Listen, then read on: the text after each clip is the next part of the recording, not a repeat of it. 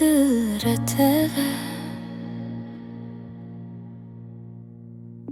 Çavên ronahî hêvîya şeva min e Destê min bigire em li ser axa pîroz bizivirin Wek tara gûzê kevinar evîna me kûr û mezin e Xweşî û şadî ji bo me her demayîn debe Tu gula Kurdistanê ez bilbilê baxşê te me Evîna Dîlanê serçayên me tê dîtin Hem ji bo yarê pak hem ji bo welatê jîn Bijî evîn bijî Kurdistan bê tu çûdahî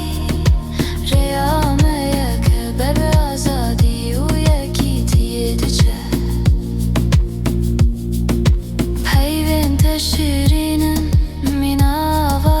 kaniyê pakîr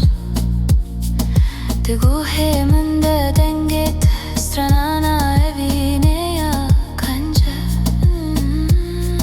Birînin welat heye lê evîna me derman e Em ê bi hev re rabin ji bo roja me ya geş û germ e Zarokên me ew dirêjin rojê ne hêvîya me ne Em soz didin welat em ê wî bikin peyker birû me to bêxew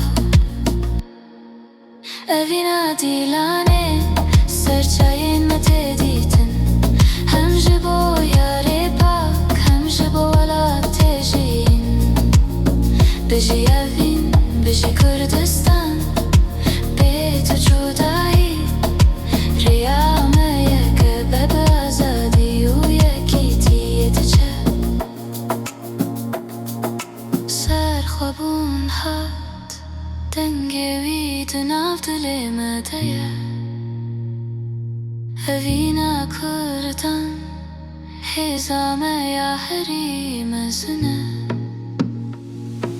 Werem herim li ser dîwarên dîrokê binivîsin Eva xa me ye em ê wê bikin baxçeyek tijî evîn Evîna Dîlanê serçayê me tê dîtin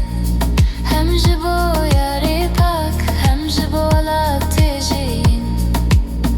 Bijî evîn bijî Kurdistan